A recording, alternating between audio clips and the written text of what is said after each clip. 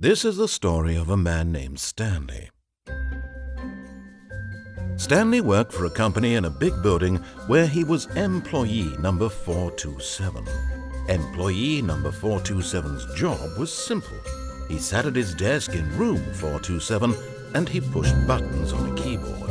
Orders came to him through a monitor on his desk, telling him what buttons to push, how long to push them, and in what order. This is what employee 427 did every day of every month of every year. And although others might have considered it soul-rending, Stanley relished every moment that the orders came in, as though he had been made exactly for this job. And Stanley was happy. And then one day, something very peculiar happened. Something that would forever change Stanley.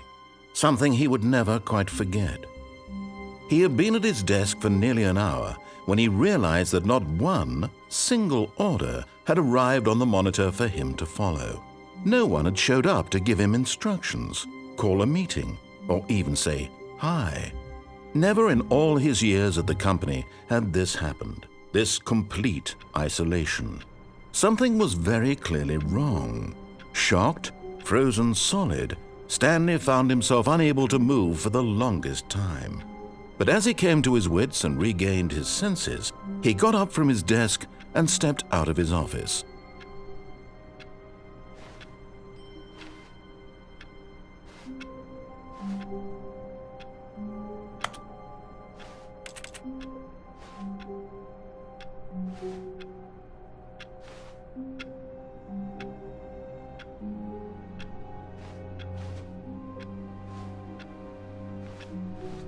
All of his co-workers were gone. What could it mean? Stanley decided to go to the meeting room. Perhaps he had simply missed a memo. No matter how hard Stanley looked, he couldn't find a trace of his co-workers.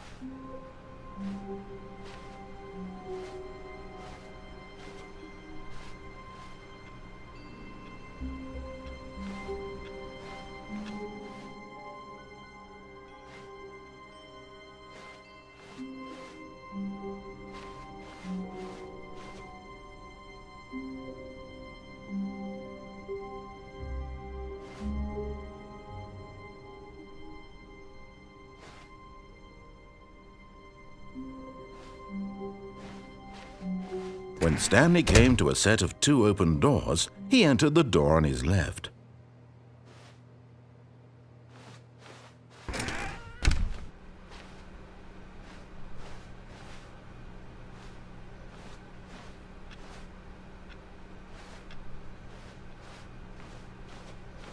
Yet there was not a single person here either.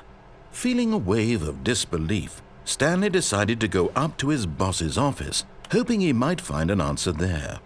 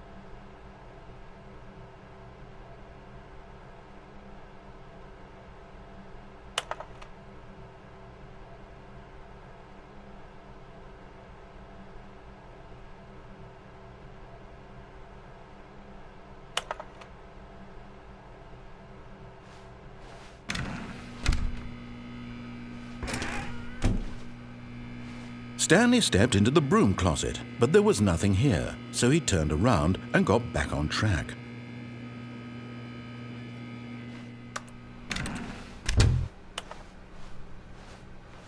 Coming to a staircase, Stanley walked upstairs to his boss's office.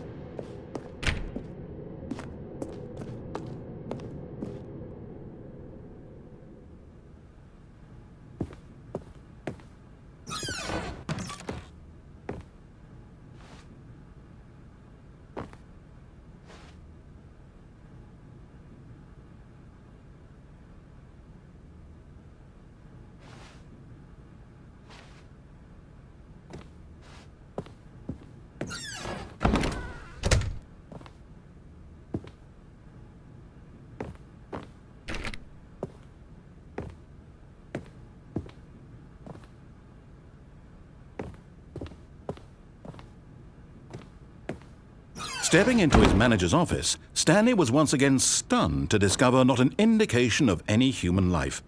Shocked, unraveled, Stanley wondered in disbelief who orchestrated this, what dark secret was being held from him.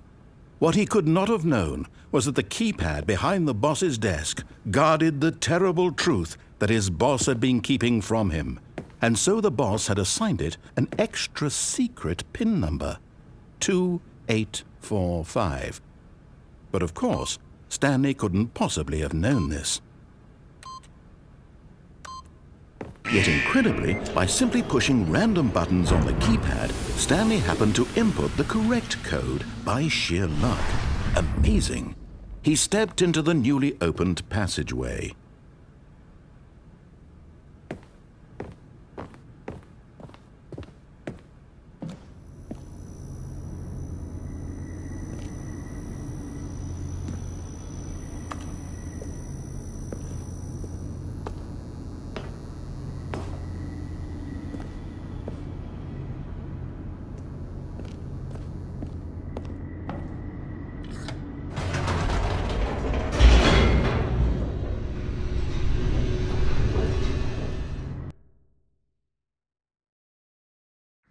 Descending deeper into the building, Stanley realized he felt a bit peculiar. It was a stirring of emotion in his chest, as though he felt more free to think for himself, to question the nature of his job. Why did he feel this now, when for years it had never occurred to him? This question would not go unanswered for long.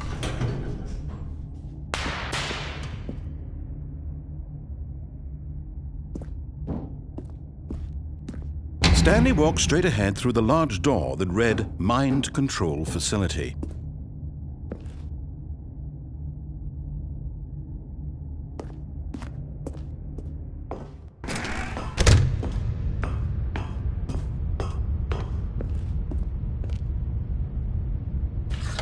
The lights rose on an enormous room packed with television screens. What horrible secret did this place hold? Stanley thought to himself. Did he have the strength to find out?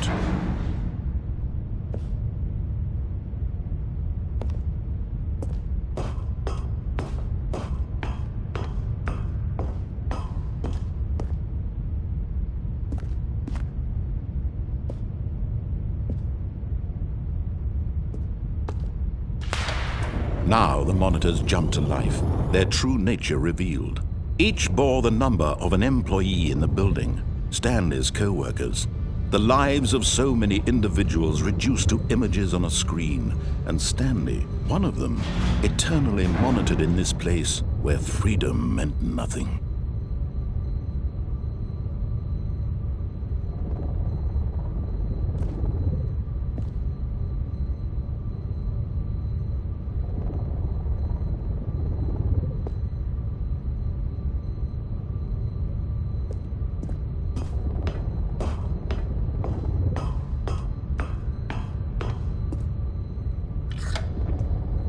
This mind control facility, it was too horrible to believe. It couldn't be true.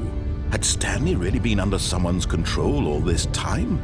Was this the only reason he was happy with his boring job? That his emotions had been manipulated to accept it blindly?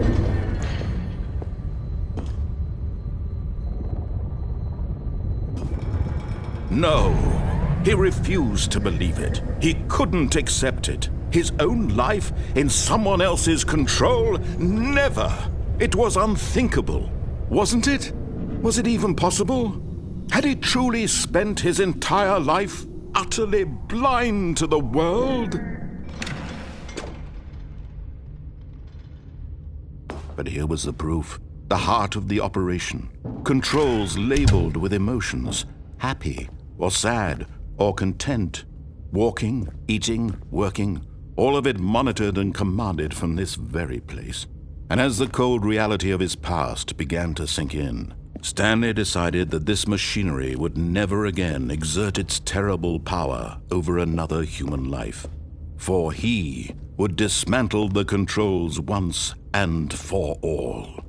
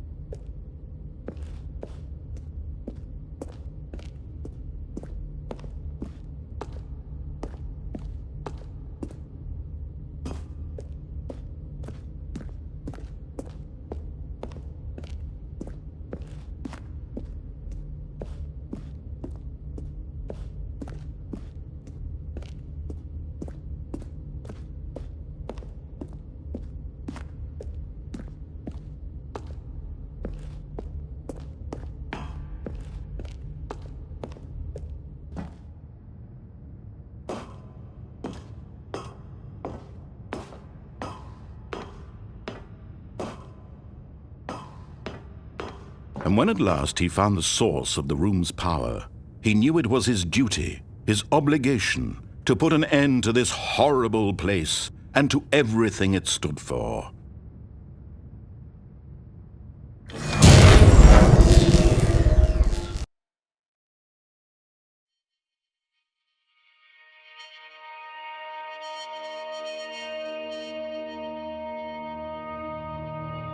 Blackness and a rising chill of uncertainty.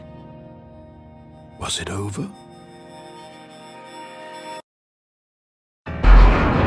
Yes! He had won! He had defeated the machine, unshackled himself from someone else's command. Freedom was mere moments away. And yet, even as the immense door slowly opened, Stanley reflected on how many puzzles still lay unsolved. Where had his co-workers gone? How had he been freed from the machine's grasp? What other mysteries did this strange building hold? But as sunlight streamed into the chamber, he realized none of this mattered to him, for it was not knowledge or even power that he had been seeking, but happiness. Perhaps his goal had not been to understand, but to let go. No longer would anyone tell him where to go, what to do, or how to feel. Whatever life he lives, it will be his. And that was all he needed to know. It was perhaps the only thing worth knowing. Stanley stepped through the open door.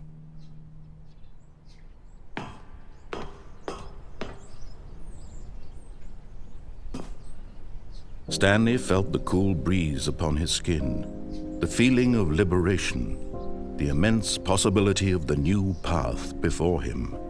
This was exactly the way, right now, that things were meant to happen. And Stanley was happy.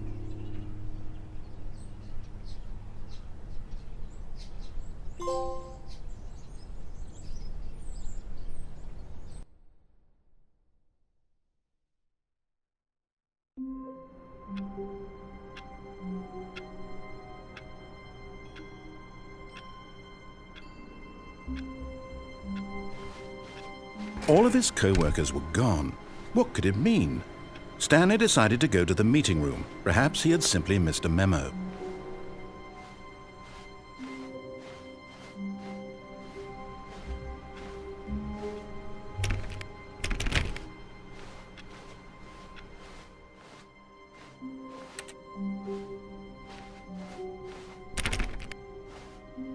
When Stanley came to a set of 2 open doors, he entered the door on his left. This was not the correct way to the meeting room, and Stanley knew it perfectly well. Perhaps he wanted to stop by the employee lounge first, just to admire it. Ah, yes, truly a room worth admiring.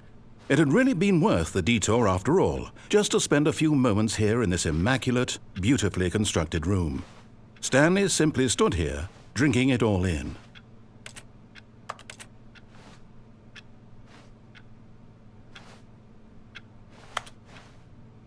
Yes, really, really worth it being here in the room.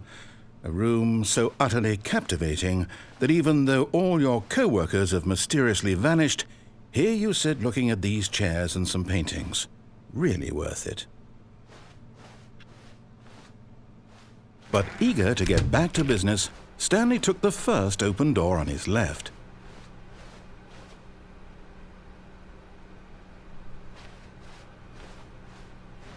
Stanley was so bad at following directions, it's incredible he wasn't fired years ago.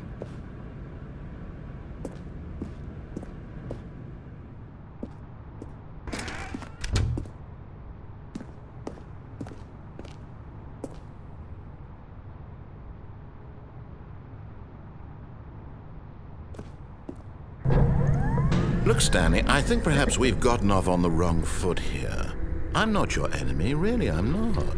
I realize that investing your trust in someone else can be difficult, but the fact is that the story has been about nothing but you all this time. There's someone you've been neglecting, Stanley. Someone you've forgotten about. Please, stop trying to make every decision by yourself. Now, I'm not asking for me, I'm asking for her. This is it, Stanley. Your chance to redeem yourself. To put your work aside, to let her back into your life.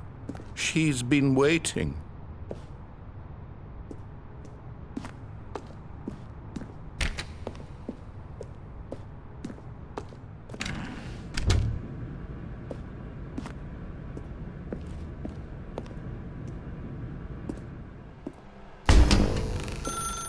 That's her, Stanley.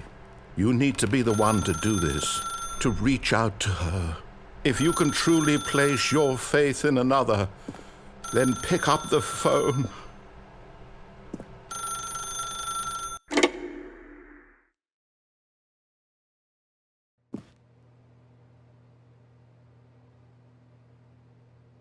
Oh, Stanley, is that you?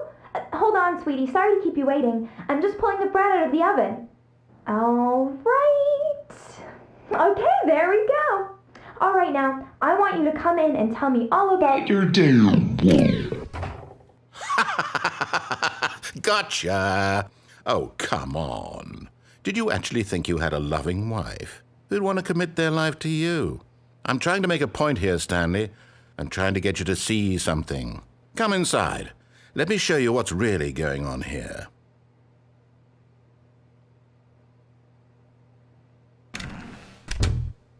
This is a very sad story about the death of a man named Stanley.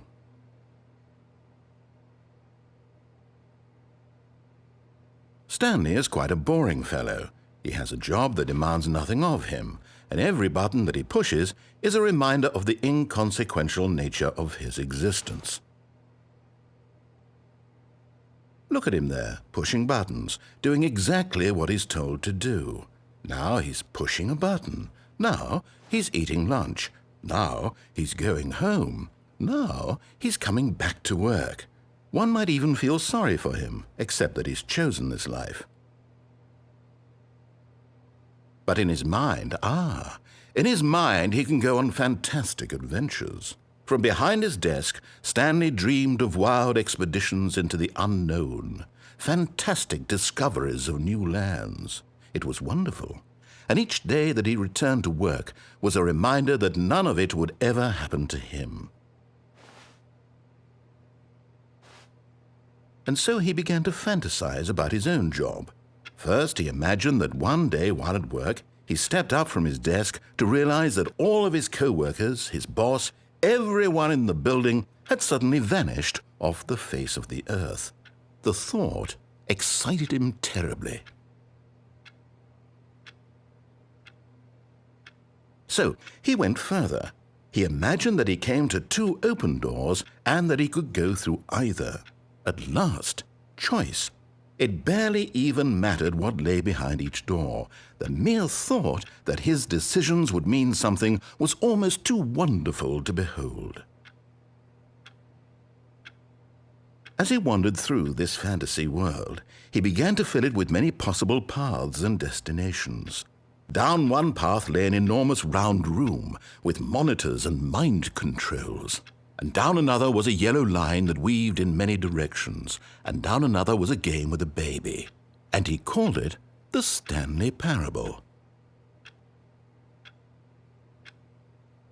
It was such a wonderful fantasy, and so in his head he relived it again, and then again, and again, over and over, wishing beyond hope that it would never end, that he might always feel this free.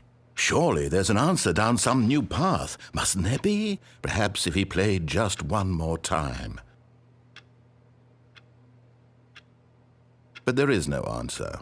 How could there possibly be? In reality, all he's doing is pushing the same buttons he always has. Nothing has changed. The longer he spends here, the more invested he gets, the more he forgets which life is the real one.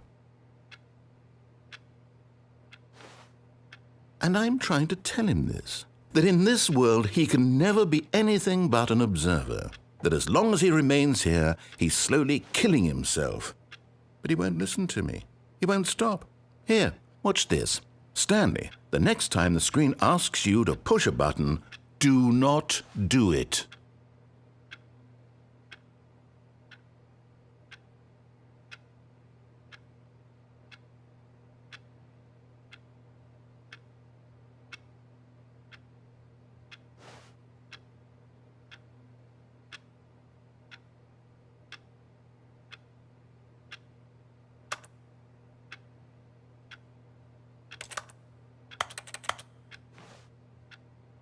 You see? Can he just not hear me? How can I tell him in a way that he'll understand that every second he remains here, he's electing to kill himself? How can I get him to see what I see? How can I make him look at himself? I suppose I can't, not in the way I want him to. But I don't make the rules. I simply play to my intended purpose, the same as Stanley. We're not so different, I suppose. I'll try once more to convey all this to him. I'm compelled to. I must. Perhaps, well, maybe this time he'll see. Maybe this time.